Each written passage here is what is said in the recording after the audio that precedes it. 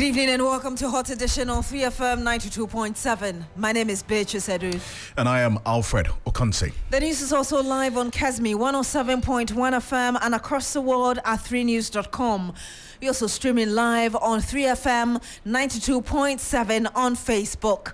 Coming up in the next 1.5 hours, parliamentary work likely to suffer as minorities serve notice to boycott proceedings whenever their leader Sekondi-Takoradi makes court appearance in the ambulance purchase trial. Meanwhile, the High Court hearing the ambulance case has set Thursday, June 13, to determine an application by lawyers of minority leader Dr. Sekondi-Takoradi to admit into evidence audio tape conversations involving Richard Jakpa and Godfrey Yeboah-Dame. Later on the program, civil society organizations against HIV, tuberculosis and malaria to petition President Akufo-Addo over essential medications still locked up at the Tema port for more than 1 year. We'll tell you more about that planned protest in the coming days to demand urgent action from government. Also, we have the latest from the courtroom earlier today here on Hot Edition on 3FM 92.7. This Office of the Speaker of Parliament has been responding to Martin Alamisi Burns Kaiser Medu's daring of the Speaker of Parliament over some issues. We're getting to that here on Hot Edition. We have campaign trail on your election command center in the next 1 hour, 30 minutes. But for now, though, Grace Hamwajima is here with a summary of the news. Grace? Yes, Beatrice, let's begin from Parliament because the minority has announced its decision to boycott parliamentary proceedings whenever their leader, Dr. Sekondi-Takoradi, is required to attend court sessions for the ongoing ambulance trial. The decision comes in response to the refusal of the presiding High Court Judge Justice Ifiasewa to grant a request from Dr. Takoradi's lawyers for a leave of absence to attend important parliamentary business on Tuesday, June 11, 2024, when the House resumes a third meeting of the fourth session. Away from that, the CSOs against HIV, TB and malaria have threatened to hit the streets on June 25 over the government's inability to clear over 100 containers stuck at the Tema port. The containers have been left at the port since May last year, and the Global Fund is also threatening to withdraw its support. Over 100 containers stocked with critical medication and other health consumables donated by the Global Fund have still not been cleared for onward distribution to hospitals, despite several assurances by government. And the usual crowd that characterizes activities at the National Identification Authority head office was missing today. This is due to the strike by staff of the authority over working conditions. The strike has affected prospective Ghana card applicants, and workers of the NIA began an indefinite strike beginning on Monday, June 10. Before we go, Election Watch Ghana is requesting from the Electoral Commission to urgently provide a comprehensive update on the number of voter transfers processed so far. Going by the constitutional instrument CI 127, Election Watch Ghana says as a critical stakeholder in the forthcoming elections, it is their inherent right to assess this information essential for ensuring the transparency, integrity and credibility of the electoral process. That's it for the news summaries. Thank you very much, Grace Hamwajima. Let's get into the details of the stories. And the minority in Parliament have announced their decision to boycott parliamentary proceedings whenever their leader, Dr. Sekondi-Takoradi, is required to attend court sessions for the ongoing ambulance trial. This decision comes in response to the refusal of the presiding judge, High Court Judge Justice Ifiasewa to grant a request from Dr. Takoradi's lawyers for a leave of absence to attend important parliamentary business on Tuesday, June 11, 2024, when the House resumed its third meeting of the fourth session. Now, in a press statement issued by the NDC MPs and signed by the Chief Whip, Gavin Sagboja, the minority expressed their discontent with the judge's refusal of an earlier request by Parliament for Dr. Takoradi to participate in a crucial parliamentary service board meeting, among other legislative activities today. The statement outlined certain critical tasks their leader was expected to undertake upon resumption of Parliament. These include an address to the House, engagement with the press, among other significant duties which they say would be impossible to fulfill due to the court proceedings. Now, the minority also say that their decision is aimed at countering what they perceive as an attempt by the trial judge to impede Dr. Atuforsen's ability to perform his constitutional responsibilities as an elected member of parliament and the leader of the minority caucus. Let's bring you some history. Now, this is not the first time the minority will be deploying this tactic since the ambulance trial began. Last year, the NDC MPs boycotted the House to join Dr. Atuforsen, an MP for Ase North, Jache Kwesin, who were being tried for separate offences. Their action, to a large extent, hampered the work of Parliament as a one-sided House could not do serious business. And Alfred will be analysing this very issue indeed, whether or not this was the way to open the House for a session that we've heard the majority leader say is very short, and yet there are a number of businesses that the House is supposed to undertake before the 2024 general elections.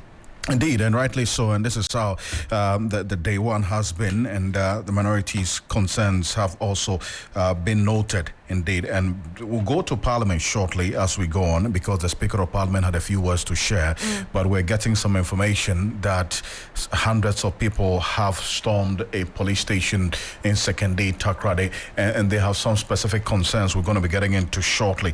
But Eric Jetwa is our correspondent joining us, and this is happening right now. He's connecting with us from that particular area. Unfortunately, we lost him on the telephone. We'll try to raise him back to get some information on what we're hearing right now about some news just coming through that some young people in the Sekondi-Takoradi area have stormed the police station, demanding the release of some persons who were arrested earlier today. Something that right now we would get information. In fact, if you go on our Facebook page at 3FM927, at 3FM927 right now, we are giving you details of, in fact, the videos. These are hundreds of people, really, right now, of what is happening there at the police station at Sekondi-Takoradi. So that's the information we're getting right now. If you go on our Facebook page at 3FM927, we're showing you videos of the news that is developing as we speak. Here on Hot Edition on 3FM 92.7, hundreds of angry fishermen and other residents of Sekondi-Takoradi have gathered at the Sekondi police station, demanding the immediate release of the chief fisherman who is currently in the behind bars in that particular police station. Most of them, fishermen, could be seen, and if you're on our Facebook page at 3FM927 right now, since chanting war songs on the premises of the police station while officers looked on. Now, they couldn't do anything, or they cannot do anything as we speak. Now, they are vowed only to back out or leave this police station, the Sekondi police station, when the chief fisherman is released. The chief fisherman, who we understand is by name Nana Penying Yena, is said to have been arrested and arraigned following the lynching of a young man believed to be a thief, or he's suspected to have been a thief, at Betumajibu in Sekondi about a year ago. Now, the chief fisherman, together with two other persons, were granted bail after the appearance at the Sekondi District Court. Now, the court granted them 80,000 cedis bail with two sureties on Thursday, 6 June 2024.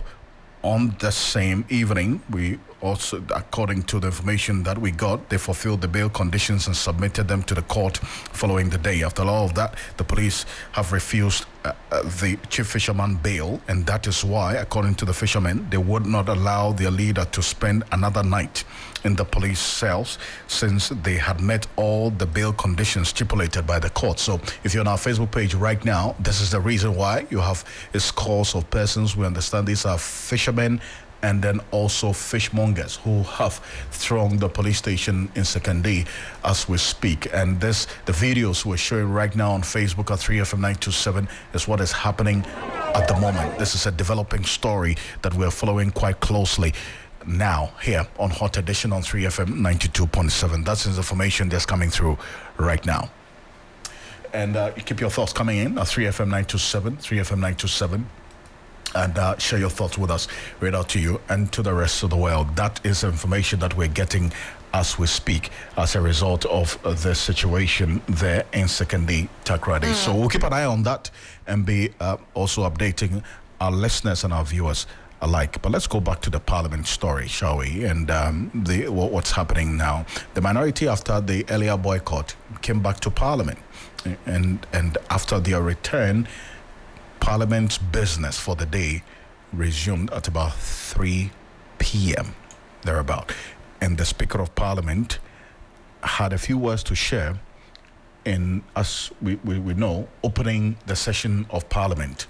And he talked about issues relating to the state of security in the country and a certain expectation of engaging both the Electoral Commission and then also some other persons who are critical to the development of this country. Let's first of all take a listen to what the Speaker of Parliament, Alban Suman Bagbin, had to say in sharing a few words upon Parliament's resumption.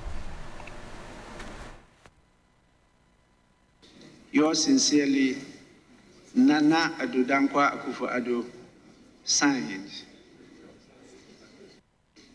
Week. We want the report to be presented and laid. You have no excuse. This time around, you have no excuse. 2, Constitution of the Republic of Ghana Amendment Bill 2021. And the honorable member had a discussion with me today. He is ready to proceed with it. 3, International Business or Economic Transactions Bill 2024. That is a very critical bill because the responsibility has been heaped on Parliament since the 1992 Constitution came into force. And I think on the 7th of January 1993. Parliamentary Transition Bill. It's a very critical bill for this House. Attention. Amendment Bill. All must collectively unite to uphold their rights and safeguard their freedoms. I have therefore thought it wise to initiate an engagement of this House, led by my good self, with chairpersons of the Electoral Commission, the Media Commission, Commission on Human Rights and Administrative Justice, and the National Commission on Civic Education to discuss how Parliament could collaborate and work with them to create the right and just environment for free, fair, peaceful, and credible elections. This, I believe, will inspire confidence in the process and faith in our democratic institutions. We will definitely not be doing this alone. We will include the President, the Council of State, the National Security Council, flag bearers, and national executives of various political parties. The security service, particularly the police, and I emphasize, particularly the police. We don't want to see military during election. When there is a need to call them, they will be called. But they should not be at polling or voting centers. Honorable members, the clergy and notable civil society leaders will be actively involved. You heard the Speaker of Parliament, Alban Bagbin, Alfred. Yes, and we do have also on the line with us Dr. Rashid Rahman. He's the Executive Director for the African Center for Parliamentary Affairs. Good evening to you, sir. Thank you for joining us. Good evening. Let's first get your thoughts on really what you make of how the minority in Parliament decided to open this session of the House that is seen as very short ahead of the 2024 general election, boycotting the House because their leader, Ato Forcing, is on trial. Well, I think it's within their right to use all the tools that are available to them to make a statement, if I can put it that way. But for me, the most important question is that we have seen this before. The staged walkouts in the past accompanied the leader in recent times when he was in court. They did this for a few times and then they came back to the House. Were they able to achieve anything with that? And I think that for me, that's the fundamental question that we should be asking. And if nothing was really achieved, then why are they doing this time around? Because, at the time that they started that boycott, many expected that they were going to sustain it, as they indicated. But after a few days, they gave it up and came back to the House. So for me, as a strategy, the fundamental question is whether it's going to achieve any objectives at all. You don't believe that's a good strategy? Is that what you're saying in summary? I don't know. You have to ask them, because they tried that before and gave it up. So what is new now, and why are they doing it this time around? You do not think that the minority, even if they eventually went back to the House to transact or help transact the business of the House, they might have registered their protest by staying away for those few days and hours they did? Well, they did, at least though in simple terms, yes, they have made a statement, by staying away from the business of the House for a period, for which they did. But for me, going back again to what I was saying earlier, you want to adopt a strategy which can really bite. If you really want to pursue a particular strategy. So is it a strategy that has really worked for them? That's the fundamental question. You believe that the minority should adopt a strategy that may be beneficial for them. In your opinion, what do you think should be the strategy? Because right now they think that this probably is for their political expediency. Well, I don't know. I'm not in a position to advise them on what strategy to adopt. But at the end of the day, I think the fundamental issue is we want to ensure that, the minority holds the government to account.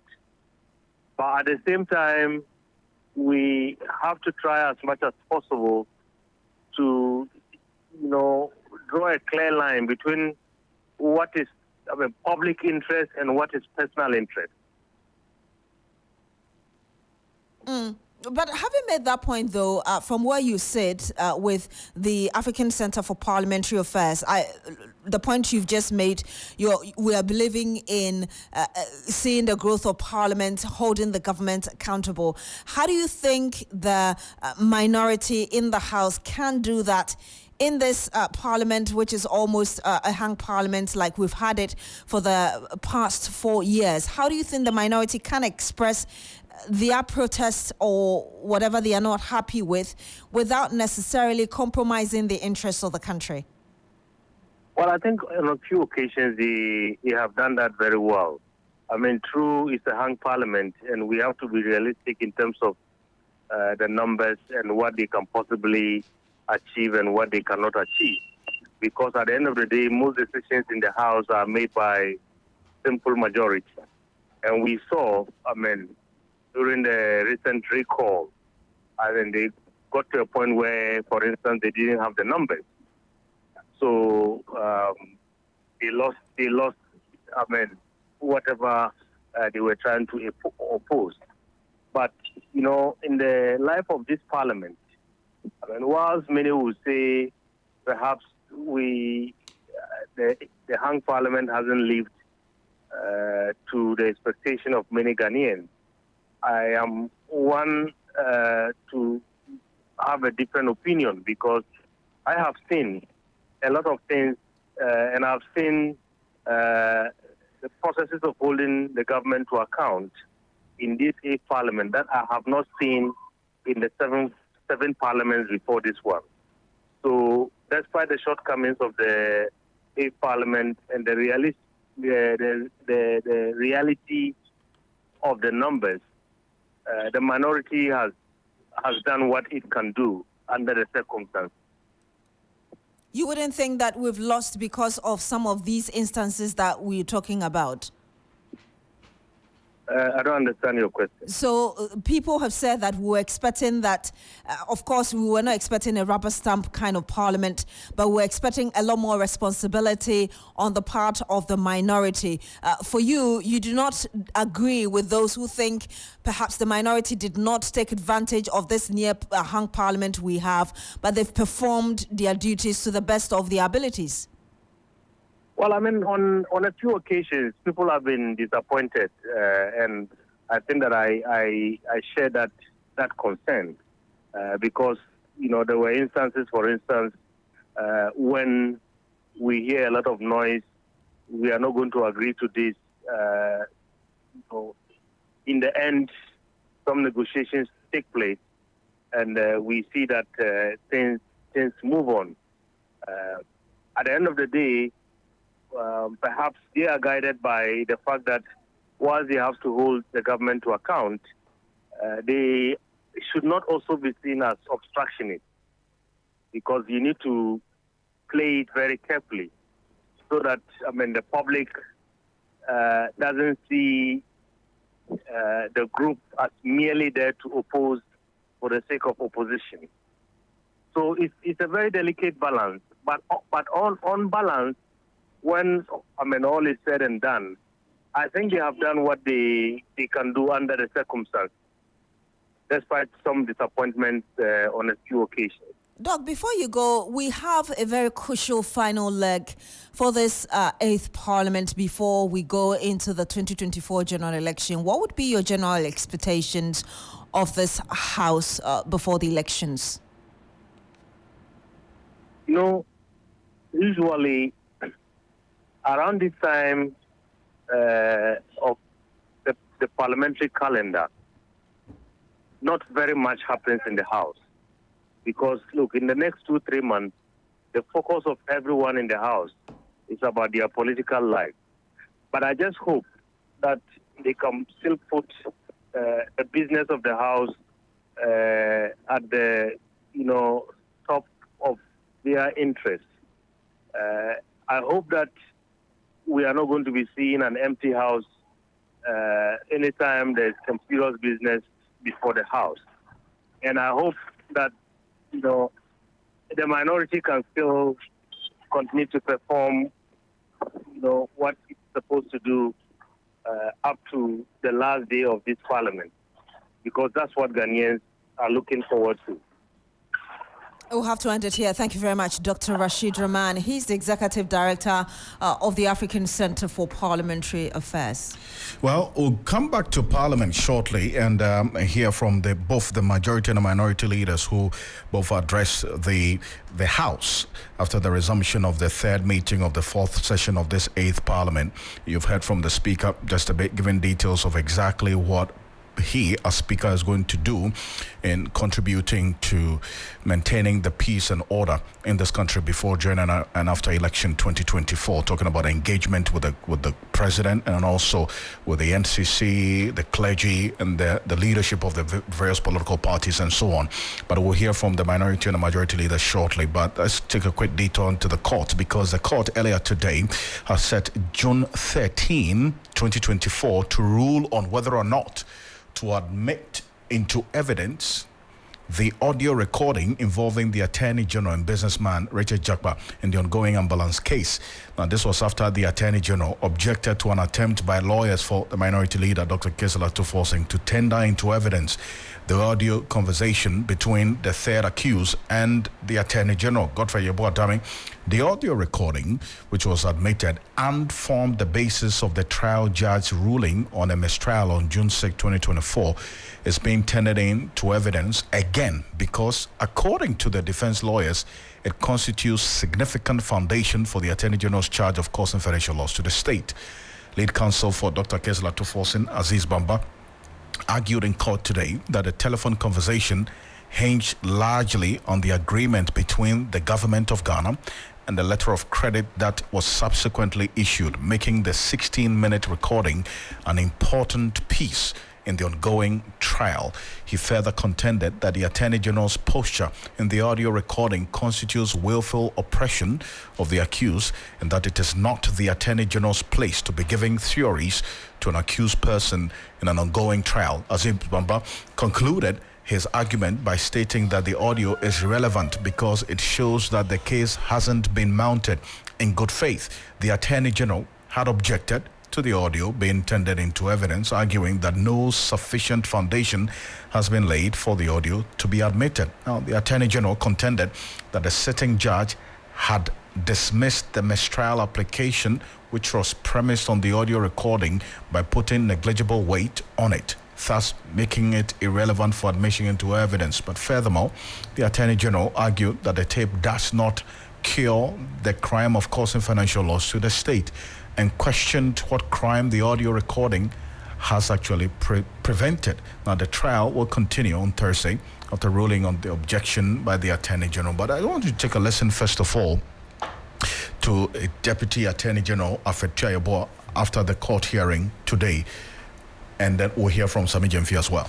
Today we are looking at it, so definitely you get to know whatever is in that case. Has he taken the advice from the judge? He's looking at it, so you wait. When the time comes, you definitely know it's exactly. Are we going to see him back in court on Thursday? He's a lawyer. He comes to court as and when he deems it fit. If he thinks that on any day he needs to be in court, he will be in court. But will he take part in the ongoing trial? You leave it for now and let's see that he takes. You also argue that his absence hasn't got anything to do with what the judge advised. I think so. His absence today hasn't got anything to do with the advice of the. Oh, I will not say that something to do with that, not something to do with it. The AG sometimes comes to court, sometimes it doesn't come to court. So as of today, it's not in court. But for the reason, leave it, and in the fullness of time, you will know. It's like that. In your argument, you mentioned that no proper foundation has been laid to accept this audio. What foundation were you looking forward to from the counsel for A3?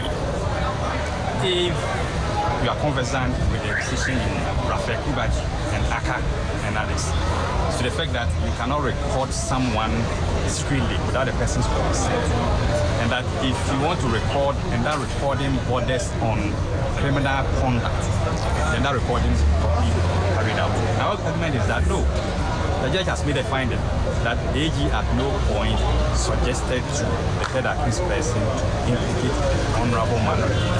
So there's no basis of fabrication evidence. So there's no basis to have this audio admitted. But of course, it's subject to the decision of the court. That's what you also come. So let's leave it to the court to decide. All right. Okay, that's that.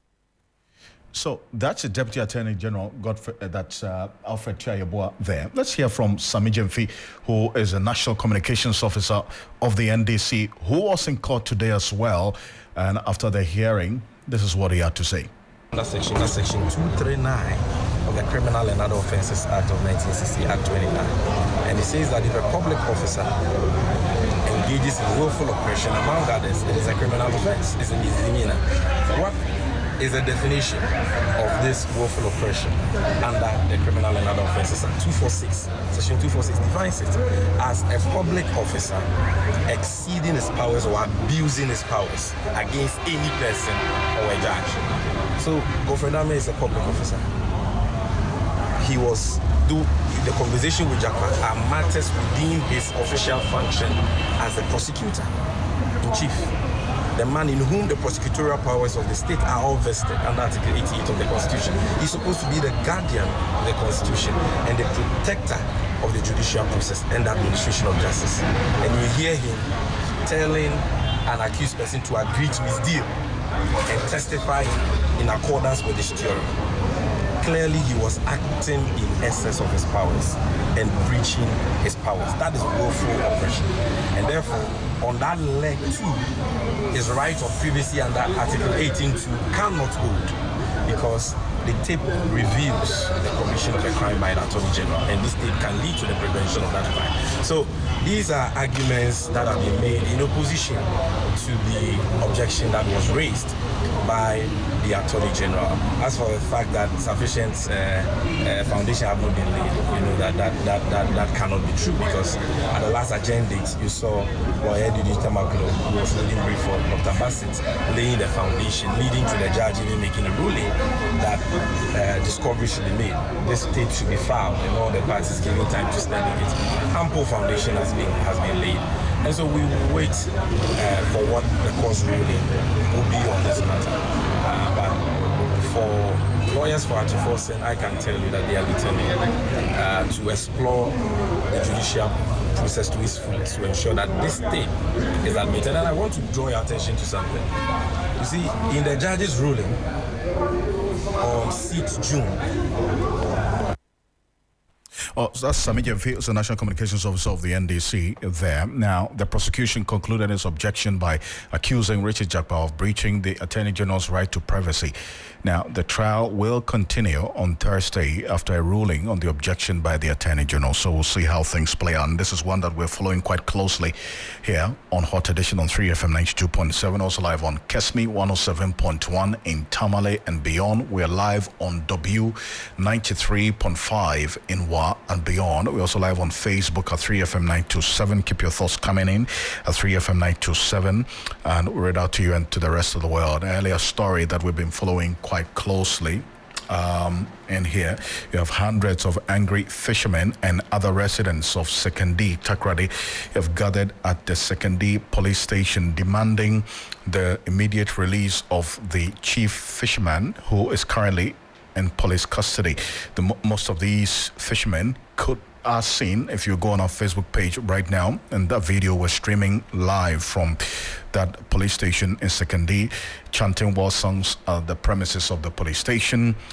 They have vowed only to go back when the chief fisherman is released, because he, according to them, has met all the bail conditions as was stipulated by the Sekondi courts sometime on the 6th of June 2024. Eric Jetwa is a reporter at the venue right now, the Sekondi police station, where these fishermen and fishmongers have thronged the area to demand the release of the chief fisherman who's been held there. Now, Eric, what can you tell us now? Has the police taken an action as yet? As I speak to you now, there are still a lot of fishermen around the police station. They've not been able to enter the police station. What they are doing is that they are singing songs. They are just around the police station. You could see them. Sometimes they will move around the inner perimeter of the police station, and then they'll move out. So there are a lot of people still hanging around. What's happening is that the chief fisherman controls a lot of fishermen, and the fact is that he's been in custody for 5 days now.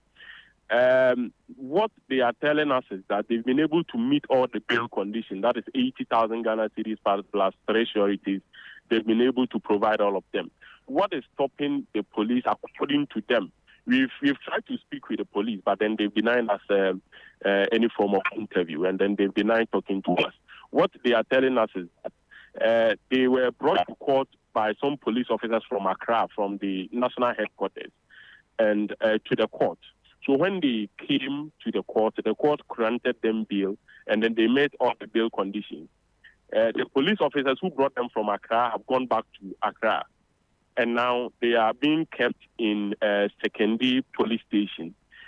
So after meeting the bail conditions, they went back to the police station, and then the police in Sekondi is telling them that they will have to wait for the police officers who brought them from Accra to court to supervise the bail conditions before they will grant the chief fisherman bail. And for the past 3 days, they keep telling the police officers are coming from Accra. They are still not in Takoradi, and this is what is bringing up the agitations. You could see most of them are very angry. What they are telling us is that they are not going home until they see that the man has actually been granted bail, and then he is with them, because fishing activities at the Bosor fishing harbour has come to a halt because of this situation, and then they are in a lot of mess. So they are not going anywhere. They will be there until the police release the chief fisherman for them. See, and so I see a number of women as well in there. Any idea specifically how long they intend to be at the police station, and whether the police has given any indication that they would allow these persons to be at the frontage of the police station? Because we are seeing videos right now live on Facebook where they've almost taken over the frontage of the police station. So is the police going to allow this? Interestingly, you would, if you stand where the crowd is, and then you look at where the police station is, you could see there are some of them. They are in their uniform. They are just standing there. They are not even having weapons. They are just standing there looking at them. These protesters would move into the police yard, the police station yard. They will go there, do whatever they want, and then they will come back to the main road. But then the police officers are just there. They are just holding their arms. I approached the police commander and I asked him what's happening, and then he said he cannot tell me what's happening, and then but then he cannot also stop me from doing my work. So I can go ahead and then do whatever I want to do, but then they cannot tell me what is happening. But you can see that the police officers have actually decided not to mind them. I don't know whether later they will take action or what, but then they've decided not to mind them. The women you see in are fishmongers. If you go to the Bosor fishing harbour, when the fishermen bring the produce from the sea, they sell them to the fishmongers. So all these fishmongers are part. They've also come to be part of the protest. That is why you see a lot of women there. And I spoke to one of their leaders, and then he said that if even it would take them to sleep at the police station today, they will sleep there. And there are a lot of them who are also coming to join the protest. So if the police actually don't want what is happening to escalate, then they should take action. They should ensure that their chief fisherman is released before whatever will happen. Because if they don't release him right away, they are going to sleep at the police station with them. But interestingly, I don't know whether the police officers are waiting to call reinforcement from other places, but they are just there looking at them. Nobody is taking any form of action against these protesters. Eric, thank you for the detail. Appreciate it. Eric Jetwa is Western Regional Correspondent there, giving us details of the news that we've been following quite closely since the beginning of Hot Edition. The news we just came through, and it's developing quite swiftly. Hundreds of angry fishermen and other residents of Sekondi-Takoradi seen gathered at the Sekondi police station, demanding the immediate release of the chief fisherman who is currently being held at the police there. And so we'll keep an eye on that and see how things play out. Let's bring you another concerning issue, and there is growing agitation among stakeholders in the health sector as more than 100 containers with medical consumables remain stuck at the port. The critical medications supplied freely by Global Fund have been left at the port for more than a year. Early this year, the government declared 14 out of the over 120 containers at the Tema port. Now, the continuous delay in clearing the containers has infuriated the sponsors, the Global Fund managers, who have threatened to withdraw their support to the Ghanaian government. Now, there are also concerns that the country is likely to be hit by shortages of these drugs with serious implications for HIV, AIDS and tuberculosis cases Now, as CSOs against HIV, TB and malaria are also set to hit the street on June 25 to highlight the problem and demand quick action from duty bearers. Interim chair of the country coordinating mechanism of the Global Fund in Ghana, Ernest Otin, says they will petition the president. He spoke to John Hughes earlier on Sunrise. Okay, so we are going to issue another statement today. Right. A strong-worded one, of course. And in that statement, we are announcing a demonstration. Okay. A very huge demonstration. I would like to use this platform to appeal to all well-meaning Ghanaians who care about the health of our population to join us in this demonstration. The planned date is 25th of this month, and we will on that day present a petition to the president, because we are very surprised that this issue has been going on for how many weeks now, and up to now there has been no executive action on this. So we are calling on all Ghanaians to support us in this action. Is this the first time that Ghana is receiving such free medication, and this delay has happened? This is the first time. In fact, it is the first time this is occurring anywhere in the world. Anywhere in the world? Anywhere in the world. Where And the Global Fund told us, the Global Fund told our health minister, told the Parliamentary Select Committee chair, he told all of us that this is the first time anything like this is happening anywhere in the world. Anywhere in the world. It's so embarrassing. And what was worse, I felt like running under the table when the man told us that he's surprised about what is happening in Ghana, because Ghana is a country that doesn't lack human resources. Can you believe that?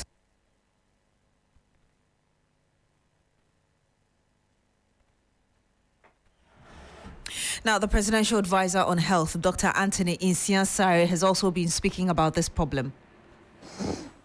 Yes, it's an unfortunate situation. I've been a Director General of Ghana Health Service before, so I know about Global Fund commodities which come into the country. Normally, when they are coming, we get to know about it. Then you have to prepare yourself to clear them for the post as quickly as possible. I got to know about it very late. We started working on it seriously. We are still working on it. I don't think all of them have been cleared. That's true. Yes, which we are still working on it. Because if you leave things in the port for a long time, it will create damages. That's where the problem is. And I say every time that damages are payment of inefficiency. If you are inefficient, you pay demurrage. We are finding a solution to it. And I think it has reached a stage where it's of the Ministry of Finance. Because, you see, this country is governed by law. So there's law on the exemptions. There's tax exemption regime, but there's a complete act on it, which you have to pass through. Sometimes it becomes difficult. Sometimes you tell yourself that, why should there all be these laws and all this? But you have to follow it. A GRA personnel who is at the port will not release anything if he doesn't have the authorization. True. Ministry of Finance is not the people, they are not supposed to be the people who will also exempt. Ideally, it's Parliament. So I'm saying this so that Parliamentary Select Committee on Health and Parliament should also try and also come in so that they all assist for the rest of the goods to be cleared. This is not politics, but this is pure health issues. And to me, health is not politics. So we clear it, and hopefully most of the things can then get to where they are supposed to. Because I just heard that they've cleared the malaria goods. That's what I've heard. I think what is left is the TB. And I think the HIV, some of them have also been cleared. So I will get the TB drugs to the people so that if you are not very careful, all of us will have MDR. That's the resistant TB.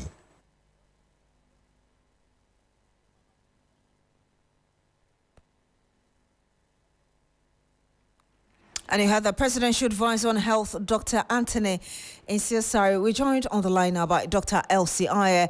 She's the president of the Ghana Network of Persons Living with HIV. Good evening to you, ma'am. Thank you for joining us on Hot Edition. Thank you very much, and good evening. And just one correction. I am Mrs. Elsie Aye. I haven't gotten a doctorate yet.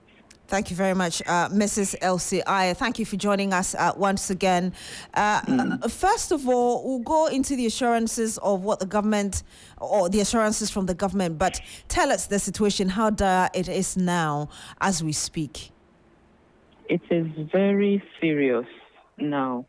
Just this evening, I got a call from a facility where the Kaswa, to be specific, where they are also short of pediatric medication and test kits and some other things, what to use in testing the children at 18 months to be sure that they are free from HIV.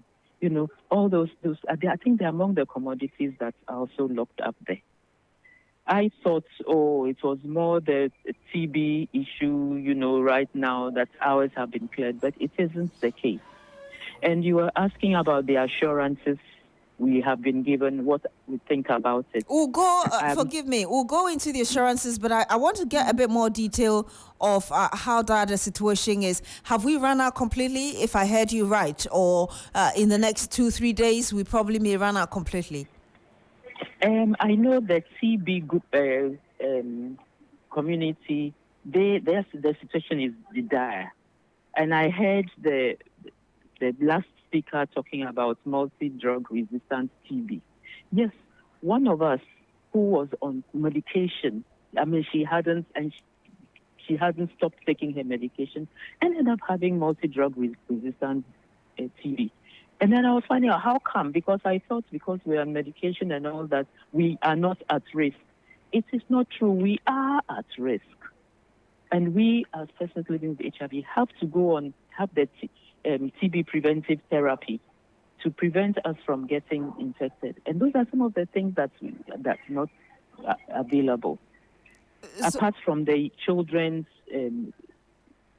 regimen, also in some facilities that are not available, Zidovudine and all that, cartridges for the early infant diagnosis, test kits to test people who to know their status.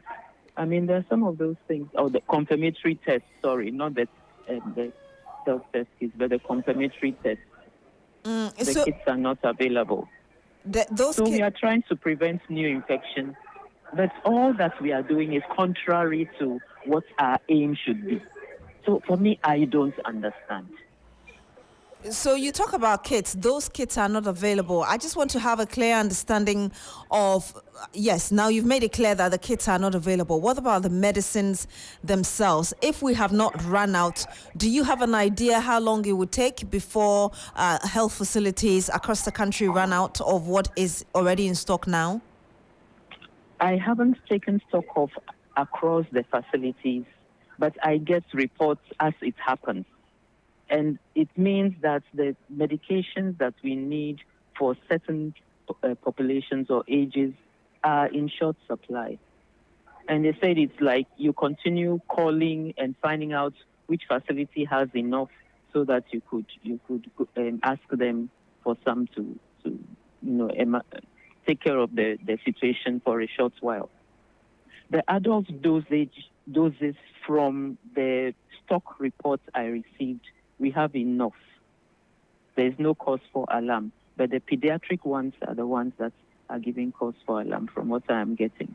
And you were making a point earlier that you don't understand what's going on. And again, you had also wanted to refer to your understanding of the assurances from the government, yet we are not seeing really the results of those assurances.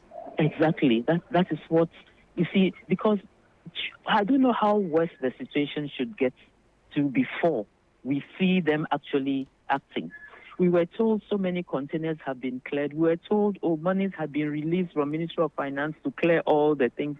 We relaxed thinking, things are going well, not knowing it wasn't true. There are still containers at the port. They haven't been cleared. There's still a shortage of TB medication. And there's still, so until there's shortage, then we know, some of them are still in those containers. Because I don't think we are given the right picture. We are being given the right picture. So that is why I say I don't understand anymore. Why those who should really be concerned, appear not to be concerned about what is happening, about the fact that things are stuck in the port. Ministry of Finance, this money didn't come from government of Ghana, so at least we have been saved some funds that could be used for something else. So wouldn't stay in a hurry, rush to ensure that these things are cleared. So that is what I don't understand. Ministry of Health, I don't understand. I don't understand their attitude. I don't understand the apparent lack of interest or urgency. They don't see the urgency in the situation we find ourselves. Beyond speaking to us, what do you think you can do to at least help ensure that if for nothing at all, you get one container cleared so the stocks will not completely run out? I don't know. We just are going to go out because all the ones we knew to speak to, have let us down. So we will just go on with our demonstration that we are planning and making sure that more people join and hope that the stock we have would last at least till the end of June or something. I don't know. We thought we could go to help. Is it a matter of going to clear, help, lift, or what? So we could put our energies together. I don't know. I just don't understand. Desperate situation there, but we'll have to end it here with you, Mrs. Elsie Ayer. Thank you for speaking to us on Hot Edition. And Mrs. Elsie Ayer is the president of the Ghana Network of Persons Living with HIV and AIDS, Health and Finance Ministries. Hopefully you're able to clear the drugs so they have access to them before they completely run out. Alfred. The situation is so bad. The lack of urgency about this is so bad that these persons will have to go on a demonstration before they have free medicines given to Ghana by Global Fund to be cleared. If what she's saying is anything to go by, it is indeed the case that on the 14th of April this year, we cleared 14 containers. Out of the over 120. 182 at the time. Then the Finance Ministry's rep said government had released 40 million cedis to help clear the containers. So where's the money? Anyway. We'll be bringing you business very shortly, but ahead of that, for 15 years, Quick Credit has been your trusted partner in micro-lending, empowering lives and making dreams a reality. Today, we are excited to announce a new age. Quick Credit is now Bill's Microcredit. Still committed to serving Ghanaians and changing lives. Bills is here to show you that everything is possible. Join us as we embrace a brighter future. Bills, financing your needs. Everyone is running to Bills. Enjoy the peace of mind that comes with acquiring any of our loan facilities. For whoever you are and whatever you're doing, Bills has a product for you. No susu, no deposit. All you need is your Ghana card. Call 0302-200-390 or 0596-928-33 today and live a bill-free life. Bills Microcredit is licensed by the Bank of Ghana. Bills, financing your needs. Terms and conditions apply. Now is an opportune moment for investors to consider the remarkable investment opportunity presented by the Floria Residence, the pinnacle of luxury living in Cantonment. Offering a range of options from executive studios to lavish penthouses, including 1-bedroom, 2-bedroom, and 3-bedroom apartments. Amenities and services includes round-the-clock security services, dedicated play areas, a bustling commercial zone, state-of-the-art fitness facilities and gym, a well-appointed conference room, an elegant rooftop sky bar, and a breathtaking rooftop infinity swimming pool. Additionally, residents benefit from the convenience of a secured 3-floor underground car park, while those residing in the ocean view penthouses enjoy unparalleled vistas. We are located opposite the Laboni Palace Mall, Accra. Contact us on 0595700008. Wow! My Lego ball is so cool! Ready! Set!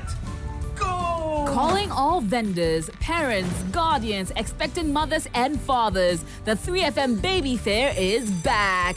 3FM 92.7 presents the 3FM Baby Fair 2024. Your one-stop shop for all childcare products. clothes, toys, and child development products for 3 exciting days on Friday the 14th, Saturday the 15th, and Sunday the 16th of June 2024 at the Marina Mall Airport City, Accra. Are you a vendor or dealer in children products or services, children educational materials, or anything related to children of all ages? Then you need to be at the 92.7 3FM Baby Fair. To be a part of the fair and exhibit your product and services, please call 0531 100 927 and 0532 200 927 right now. Parents, make it a family affair at the 3FM Baby Fair with fun photo booths for family shoots, kids arena for the kids to have fun, and so much excitement. 3FM Baby Fair on the 14th June, 15th June, and 16th June 2024 at Marina Mall Airport City, Accra. 3FM Baby Fair is powered by 3FM, supported by TV3 and Marina Mall. 3FM 92.7, your urban lifestyle radio. 3FM Baby Fair is proudly sponsored by the First Bank Ghana, Cousins Baby, and Fidelity Bank.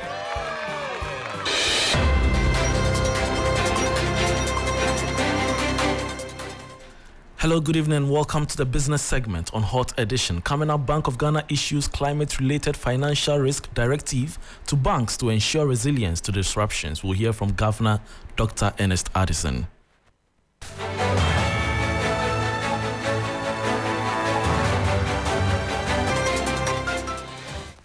I am Bismarck Osa. To our very first story, in a bid to ensure sustainable banking, the Bank of Ghana has issued a climate-related financial risk directive to regulated financial institutions. The directive seeks to ensure that these institutions implement appropriate governance and risk management practices to effectively identify and manage climate-related financial risks, as well as remain financially resilient to disruptions. Governor Dr. Ernest Addison has urged strict adherence to the directive.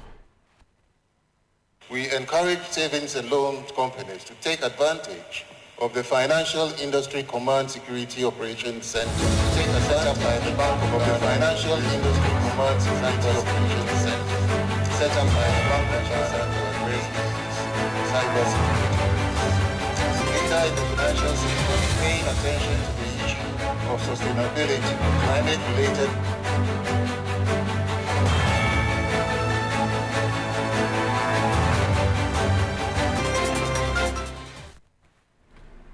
We apologize for the bad hitch, the technical hitch. Moving on, some banks have pledged their commitment to supporting entrepreneurs within the exploration sector through innovative financing schemes. Speaking to 3 Business, head of corporate and investment banking at Stanbic Bank, Musa Abdallah highlighted the importance of local content participation to socio-economic development. Financing is very, very critical. It's critical because in mining, we have the major mining firms. They are the anchor clients, if you can call them. But underneath them, there are a lot of Ghanaian entities who are supporting them. And that's what we mean by the ecosystem financing, where you cannot support the anchor without supporting all the various companies who actually help the anchor. And by ecosystem financing, we want to say that we want to actually just go beyond financing the anchor to financing all the critical players in that ecosystem of mining in order to grow the economy. Because you cannot just finance an anchor client. They will come and mine and take their resources and leave without actually helping the economy of Ghana. But because of the criticality of local content, our focus is actually to support the players in that ecosystem to make viable businesses. And in so doing, we are building their capacity to be able to stand on their own in future. You heard the head of corporate and investment banking at Stanbic Bank, Musa Abdallah. Moving on, the Peasant Farmers Association of Ghana has reiterated calls for urgent execution of the Planting for Food and Jobs Phase 2. According to president of the association, Wepia Awal Adungula, the 2024 planting season is almost ending without any activity from the program. He is optimistic the program has potentials to curb recent hikes in food prices if properly implemented. Food inflation is high. We understand it's almost around 40%. And what government can do in the short term is the speedy implementation of the PFJ 2.0, where government is required to provide inputs on credit to our farmers to be able to grow enough food. This is very crucial to us, and that is why we said, of course, before the inputs are given to the farmers, a registration exercise must take place to compile a comprehensive data of all the farmers in Ghana. And that is why we are saying that the exercise is delaying, considering the number of farmers we have in the country. The rainy season has started. Government has not finished registration of farmers across the country. So when are we going to finish this exercise before the inputs are given to the farmers? Prices of fertilizer, prices of seed, prices of agrochemical is skyrocketing. Farmers cannot afford. And the implication of this is that if they are not able to afford this, what will happen is that some of them, the number of acres they wanted to plant will reduce. President of Association of Ghana Industries, Dr. Humphrey Eyim-Dake, has expressed optimism about the potentials of the free zone enclave concept to boost the country's export earnings, a phenomenon he believes could have a positive impact on the perennial cedi depreciation while creating more employment opportunities. Dr. Eyim-Dake also called on businesses to take advantage of special economic zones opportunities. But the report indicates that when you are within an enclave, it comes with significant benefit because of the cluster concept, sharing of infrastructure, sharing of other related skills within the scope. So this research paper seeks to encourage more enclave concept than a singular company concept. So that will be an issue that we need to encourage the free zones and the policymakers. And you hear the Dr. Siedu from Ministry of Trade saying that their framework paper or the policy paper coming out seeks to do more PPP. So when you are doing more PPP, one needs to conceptualize it. When you are doing PPP in an enclave, that is an aggregate and the benefits will cut across. But when there are singular companies running the singular system, how do you deploy a PPP to benefit such singular companies within their own singular enclave? These are the issues we'll explore, but we need to encourage our members that there are a lot of benefits in the export and the free zone companies. And that was President of the Association of Ghana Industries, Dr. Humphrey Eyim-Dake. Ghana's inflation is expected to end 2024 at 20.9%, the African Development Bank has revealed in its updated 2024 African Economic Outlook. This is higher than the 17.4% earlier predicted. It also means inflation would remain outside the Bank of Ghana's bound of 8% plus or minus 2%. The AFDB said the outlook is clouded by several factors. These are the impact of fiscal consolidation under the post-COVID program for economic growth, the lingering effects of Russia's invasion of Ukraine, limited access to finance and foreign exchange, and global macroeconomic shocks. However, it said prudent macroeconomic management policies could mitigate the risks. Furthermore, it said the consumer price index would narrow to 11.1% in 2025. Meanwhile, the average consumer price inflation in Africa is estimated to have increased by 3 percentage points to 17% in 2023 from 14% in 2022. East Africa recorded the highest inflation at 26.5% in 2023, with Sudan leading the way at 245.3%. West Africa has the second highest at 20.3%, with Sierra Leone and Ghana topping the list. The report said the higher inflation across Africa has eroded socio-economic gains made from the COVID-19 outbreak. And that will be all for the business segment on Hot Edition with me, Bismarck Osa. For more business stories, please log on to 3news.com. Thanks for your company. Sports is up next. Stay tuned.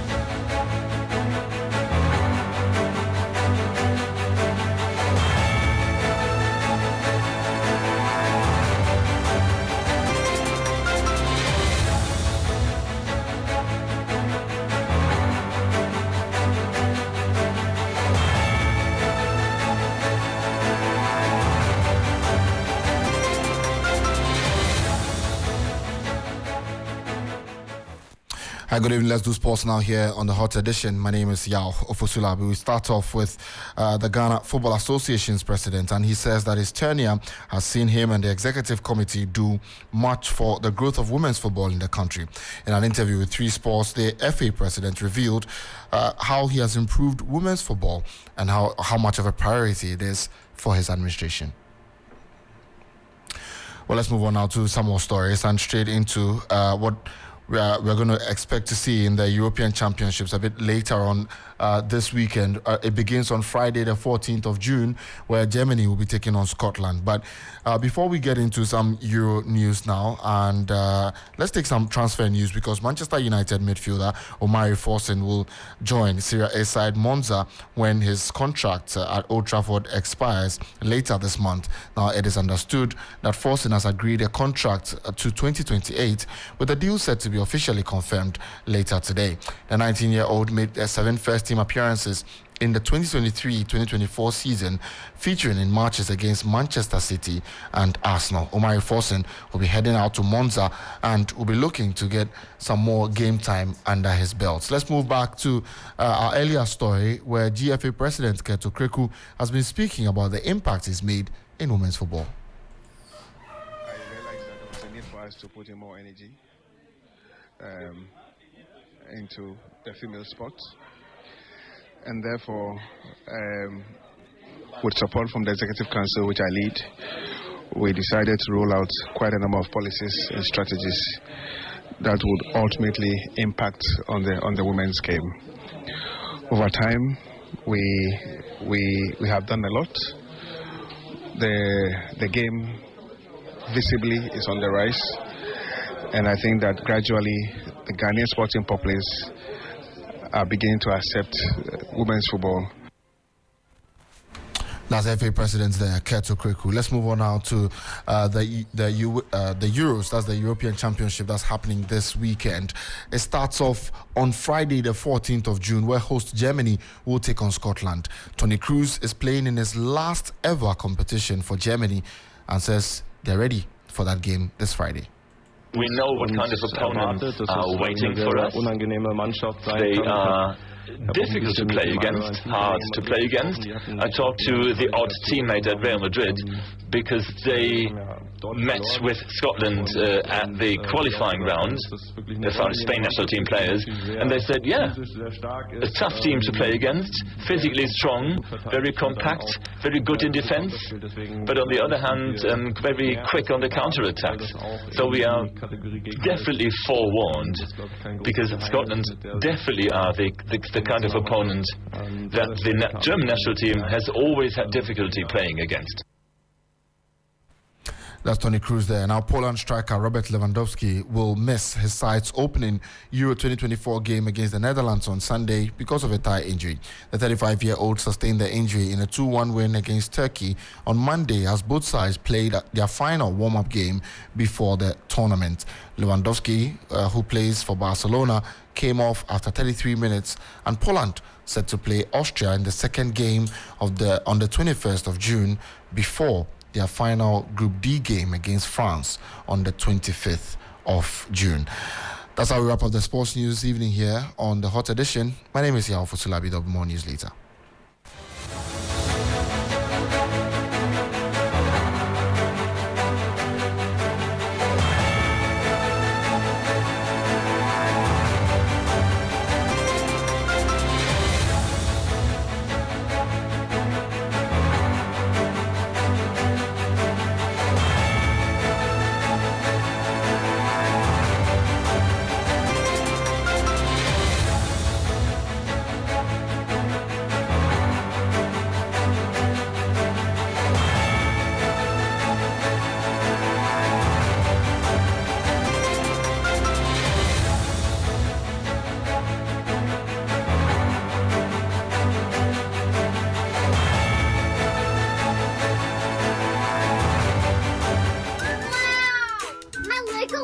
So cool. Ready, set, go! Calling all vendors, parents, guardians, expectant mothers and fathers. The 3FM Baby Fair is back. 3FM 92.7 presents the 3FM Baby Fair 2024. Your one-stop shop for all childcare products, clothes, toys, and child development products for 3 exciting days on Friday the 14th, Saturday the 15th, and Sunday the 16th of June 2024 at the Marina Mall Airport City, Accra. Are you a vendor or dealer in children products or services, children educational materials, or anything related to children of all ages? Then you need to be at the 92.7 3FM Baby Fair. To be a part of the fair and exhibit your product and services, please call 0531 100 927 and 0532 200 927 right now. Parents, make it a family affair at the 3FM Baby Fair with fun photo booths for family shoots, kids arena for the kids to have fun, and so much excitement. 3FM Baby Fair on the 14th June, 15th June, and 16th June 2024 at Marina Mall Airport City, Accra. 3FM Baby Fair is powered by 3FM, supported by TV3 and Marina Mall.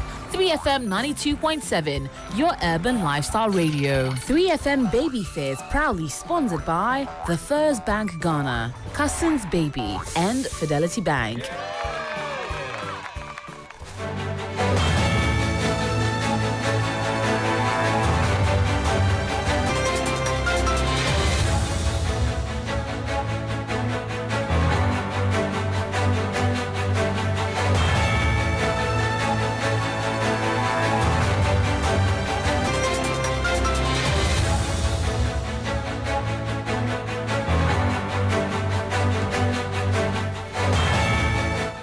And you're still here on Hot Edition on 3FM 92.7. Thank you very much, Ofosulabi, for bringing us the latest in sports.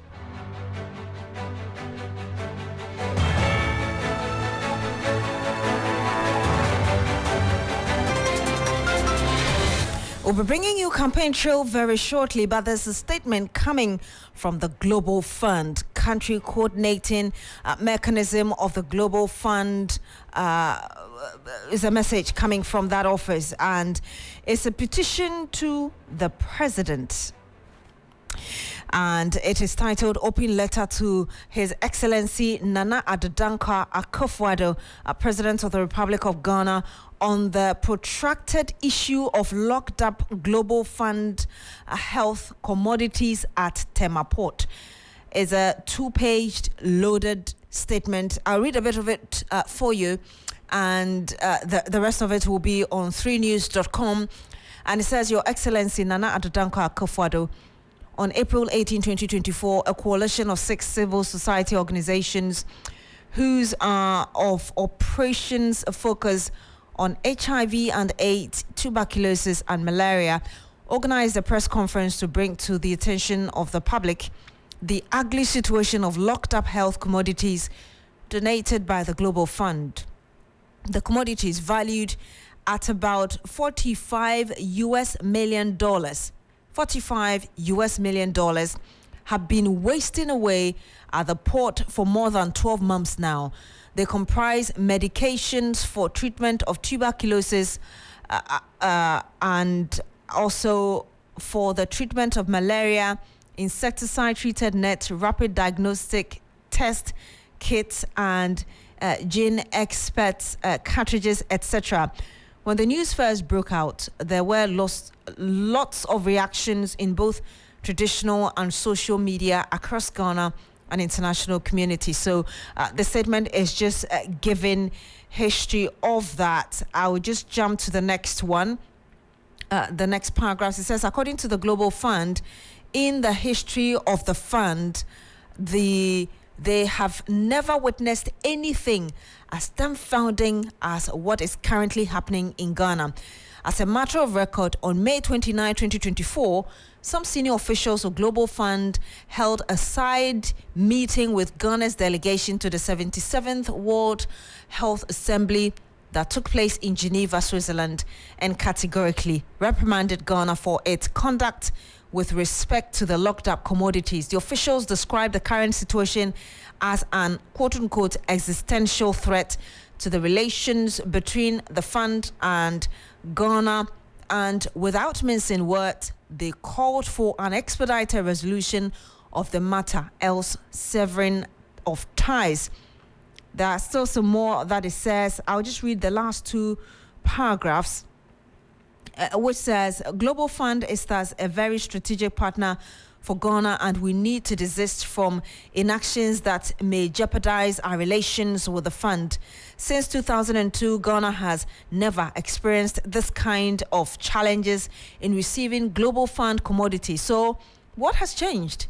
We are aware of the fiscal paralysis facing the country post-COVID-19, especially with our macroeconomic indicators. But this cannot be an excuse for the current situation we find ourselves.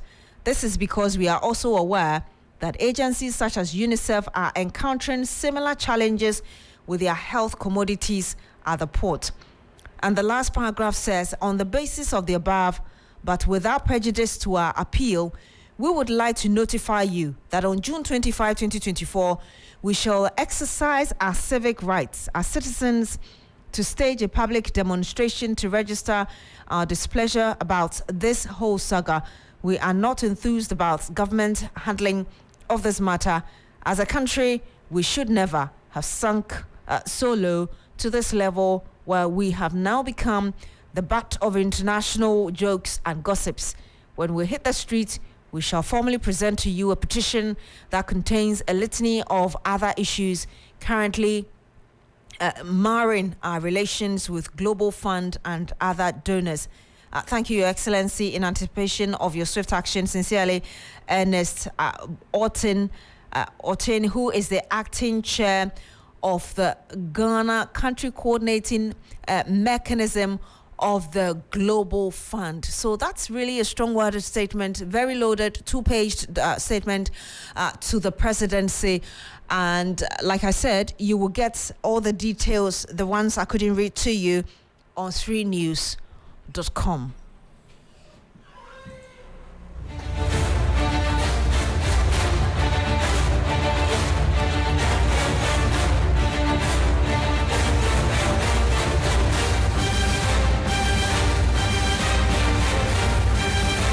And you're still here on Hot Edition on 3FM. Welcome to Campaign Trail.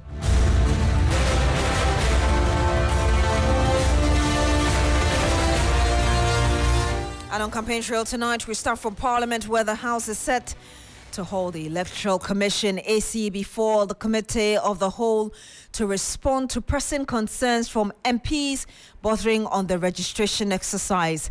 The minority and majority leaders have been sharply divided on the conduct of the EC and how they have been perceived in recent times. Now, Speaker Alban Bagbin, in the opening remarks of Parliament after resumption from break, said that the House will meet various constitutionally mandated bodies and flag bearers on ways to ensure a peaceful election. Take a listen. Pushback from the NDC and from civil society organizations, and condemnations, Mr. Speaker, across the country for the Electoral Commission to retreat. These developments, Mr. Speaker, are unhealthy for our electoral process and democracy, and go a long way to ground the public perception of bias on the part of this particular Electoral Commission. Mr. Speaker, why must this Electoral Commission always take questionable decisions which create chaos and confusion across the country? Why must this Electoral Commission always threaten the peace and stability of our dear democracy? NDC Minority Caucus want to use this forum to demand an urgent committee of the whole meeting with the Electoral Commission and to iron out these concerns before, Mr. Speaker, it is too late. Let me rely on the veritable words of His Excellency President John Dramani Mahama, when in 2016 he encouraged Ghanaians, quote, let's not overly criticize the Electoral Commission. Let's have faith in the Electoral Commission. The situation where elected members of this August House go to the media or resort to the use of other platforms to attack independent constitutional bodies and agencies in a manner that is unbecoming should be a thing of the past. I do not think that I need to remind honorable members and civil society of the happenings around us where the gains of democracy are increasingly being rolled back through military adventurism, coup d'etats, and terrorism. Clearly, our citizens deserve better, and we all must collectively unite to uphold their rights and safeguard their freedoms.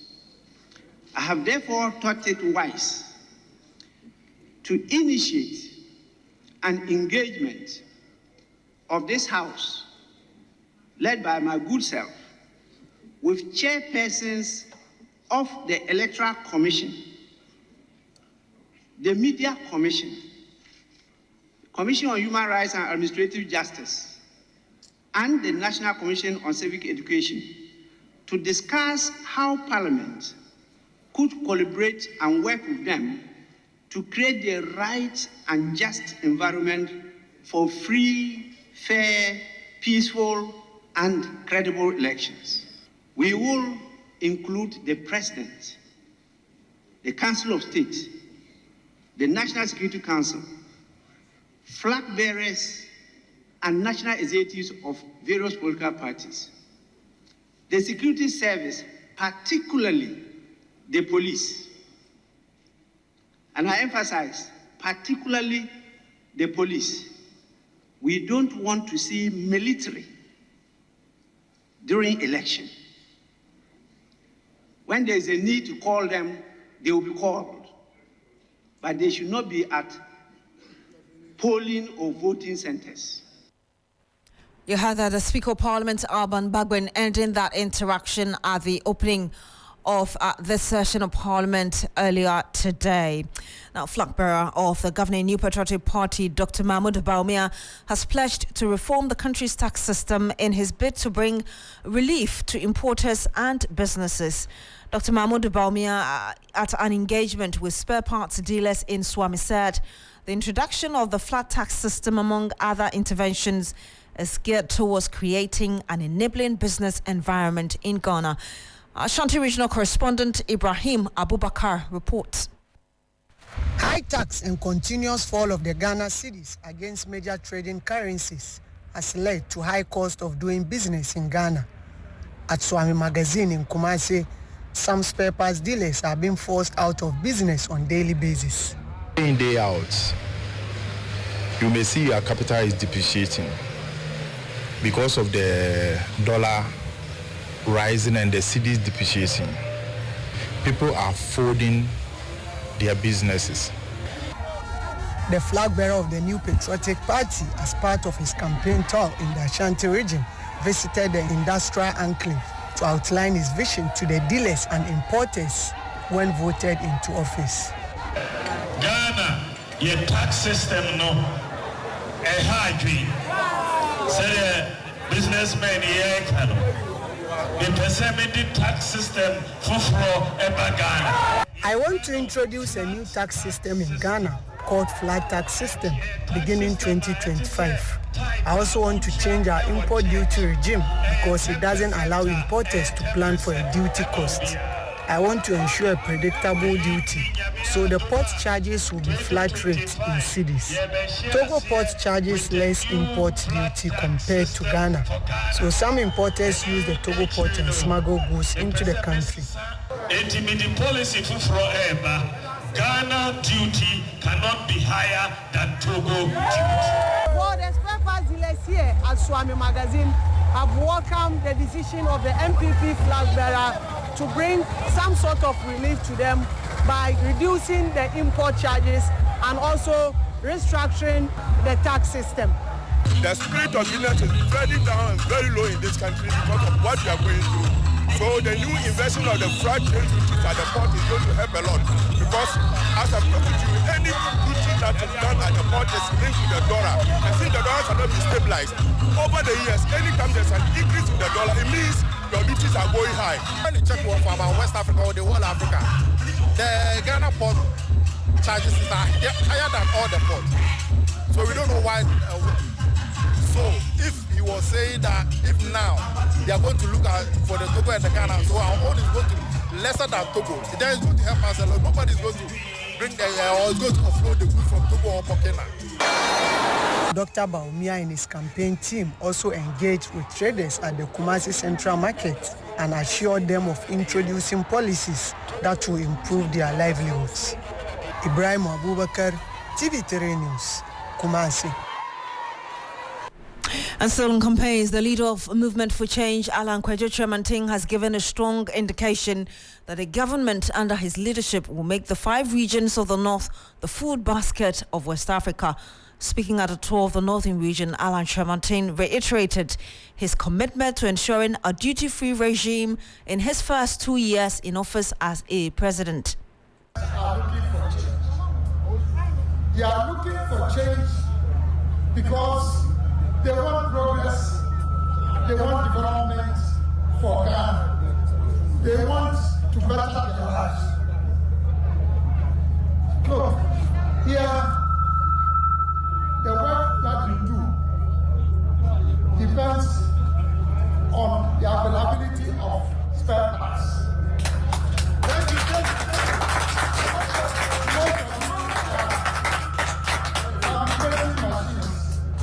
Repairing cars. The cost of spare parts alone is putting you out of business. And that's why I've made a commitment that if Alan becomes president, by the grace of Allah, within the first 2 years, there will be no issue of spare parts.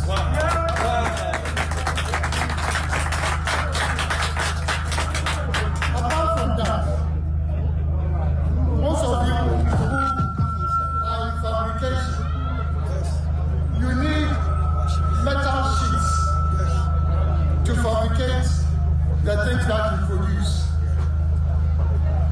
Ghana has bauxite. Out of bauxite, we can get aluminium. Ghana has iron. Out of iron, we can get steel. Ghana has oil and gas. Out of oil and gas, we can get plastics.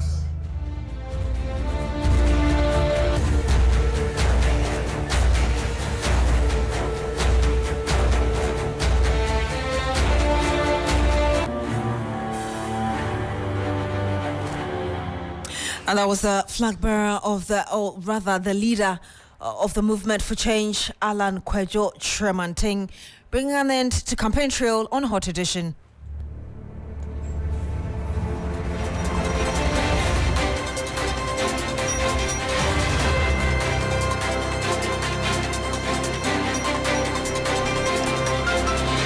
And that's how we end Hot Edition here on 3FM. Thank you very much for joining us. My name is Beatrice. And I am Alfred Ocansey. Join me at 10 p.m. on TV3 for Ghana Tonight. Log on to 3news.com for more news. Have a good evening and do enjoy the rest of our programs.